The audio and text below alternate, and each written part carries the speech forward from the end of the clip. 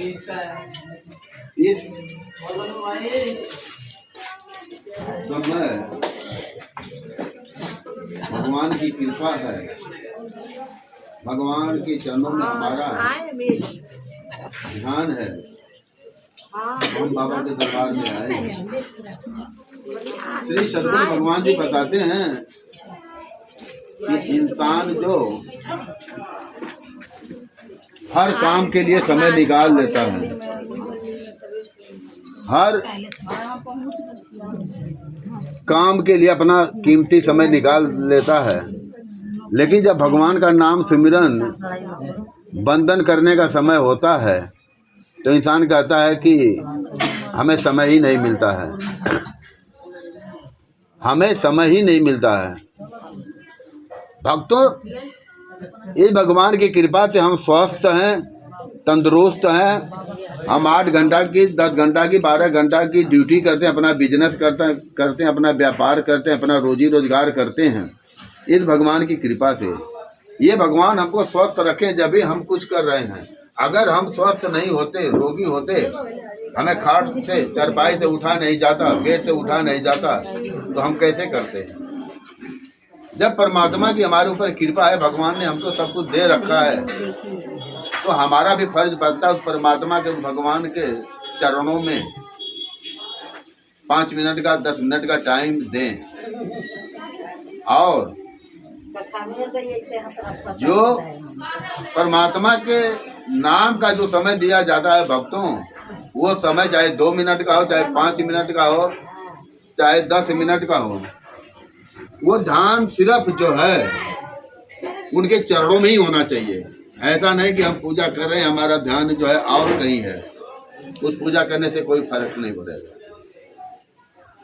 परमात्मा की एक ही चीज है, और इस परमात्मा के लिए कोई फल फ्रूट, काजू पिस्ता बादाम की जो है नहीं जरूरत होती। पर भक्तों, जो भी फल फ्रूट, काजू पिस्ता बादाम जो भी हम चढ़ाते हैं, हम ही आप मिल बांट करके खाते हैं। इस परमात्मा को सिर्फ भाव प्रेम का भूखा है। एक लगन होनी चाहिए, एक श्रद्धा होनी चाहिए इस परमात्मा के करीब पहुंचने के, भगवान के चरणों में लिपटने के लिए। भगवान के लिए प्रार्थना किया जाता है, भगवान से रोया जाता है, अपना दुख सुख है बात बतलानी पड़ती है भगवान से। हम जितना परमात्मा के करीब होंगे उतना ही परमात्मा जो है हमारे ऊपर कृपा करेंगे। ये परमात्मा जब हमारे ऊपर कृपा करेंगे, श्री सद्गुरु भगवान जी बताते हैं, जो हमारे घर में बड़े बुजुर्ग हैं वो भगवान स्वरूप हैं। माँ बाप, सास ससुर, बार बार ये चीजें बताया जाता है।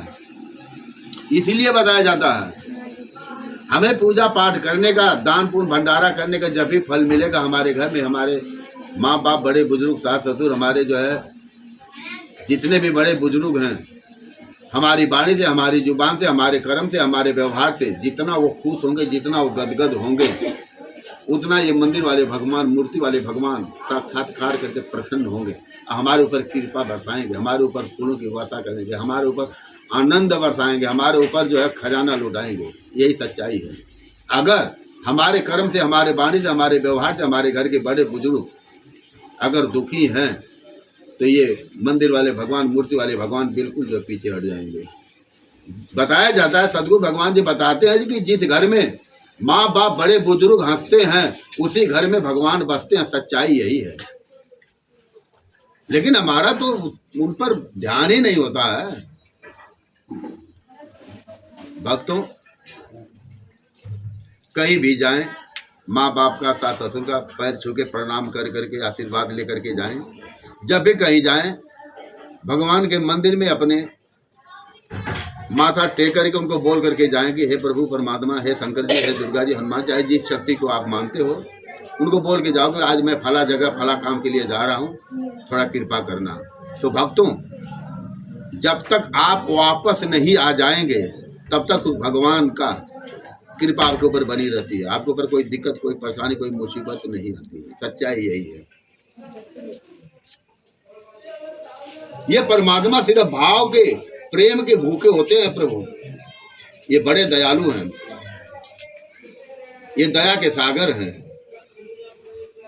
हमारी जितनी लगन होगी उतनी हमें कामयाबी मिलेगी। एक गांव की बात है, बड़ी रीति रिवाज से जो भी बच्चों की शादी होती थी, बहुएं नहीं आती थी, वो माता के मंदिर में धोख मरवाने के लिए ले जाया करते थे। वहां पर एक बुढ़िया माँ की बहू आई, बेटे की शादी हो गई, बहू आई, बोली बेटी चलो मंदिर में, माता पर जो है धोख मारा है। बहू जो है बड़ी खुश हो गई कि चलो माता जी चलते हैं। जैसे बुढ़िया गेट पर गई, दरवाजे पर जो है 2 शेर खड़े थे। जैसे आप लोग देखे होंगे मंदिरों के गेट पर जो है दोनों साइड में इंसान बनाए होते हैं, हाथ में भाला होता है, या तो हाथी बनाई होती हैं या शेर बनाए होते आप लोग देखे होंगे ये। तो उस मंदिर में, माता के मंदिर में शेर दोनों तरफ बनाए हुए थे। बुढ़िया माता जो अंदर चली जा रही है, बहू खड़ी हो गई दरवाजे पर। जब वो सासू माँ मुड़ करके पीछे देखी, बोली बहू आजा आजा अंदर आजा। बोले नहीं माँ, नहीं जाऊंगी अंदर। बोले क्यों, क्या हो गया? बोले माँ ये दोनों शेर जो है खा जाएंगे, ये दोनों शेर जो है खा जाएंगे। सासू माँ जो है माथा पर हाथ रख करके जो है टेंशन में हो गई, मेरे बच्चे की जो है किस्मत खराब है, ये तो बहू कम बुद्धि की है। फिर बोली कि बेटी तू आ जा अंदर, ये शेर जो हैं ये असली शेर नहीं है, ये पत्थर के बनाए हुए हैं, पत्थर के हैं। ये बेटा कुछ नहीं करेंगे, सीधे अंदर आ जाओ, ये कुछ नहीं करेंगे, पत्थर के हैं। बोले सासू माँ ये कुछ नहीं करेंगे? बोले नहीं। चली गई अंदर जाकर के थोड़ा आगे बढ़ती है तो एक उस मंदिर के प्रांगण में गाय बनी हुई थी, पत्थर की, बछड़ा बना हुआ था, दूध जो है पी रहा था। इस टाइप का चित्र बनाया गया था।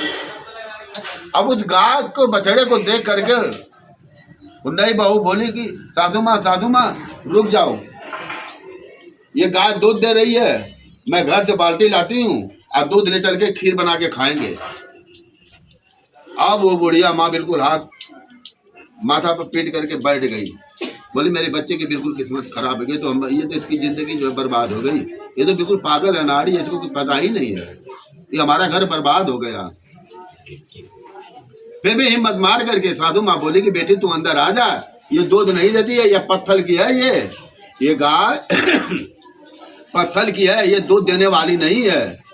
बोली माँ दूध नहीं देती है? बोली नहीं। चलो माँ जी। साधु बहू अंदर गई। अंदर माता का मूर्ति खूब सजा हुआ था। साधु माँ माथा टेक करके बोली बेटी माथा टेक माँ से मांग ले, जो मांगना मांग ले बेटा। ये बड़ा सच्चा दरबार है, बड़ा निराला दरबार है, यहाँ तो कोई खाली जाता ही नहीं है, जो तुम्हें मांगना हो तुम मांग लो। बहू बोली कि माँ जी कहाँ है माता जी? बोले अरे बेटा ये हैं। बोले कौन? बोले अरे बेटा ये मूर्ति देख रही हो तुम्हारे सामने, मूर्ति इतनी बड़ी विशाल मूर्ति तुमको दिखाई नहीं दे रहा, ये मूर्ति है, मांग लो बेटा, सच्चा दरबार है। बहू बोली कि सासू माँ जी बुरा नहीं मानना, जब वो पत्थर का शेर मुझे खा नहीं सकता, जब पत्थर का शेर मुझे खा नहीं सकता, वो पत्थर की गाय दूध दे नहीं सकते, ये पत्थर की मूर्ति मुझे कुछ नहीं दे सकती है।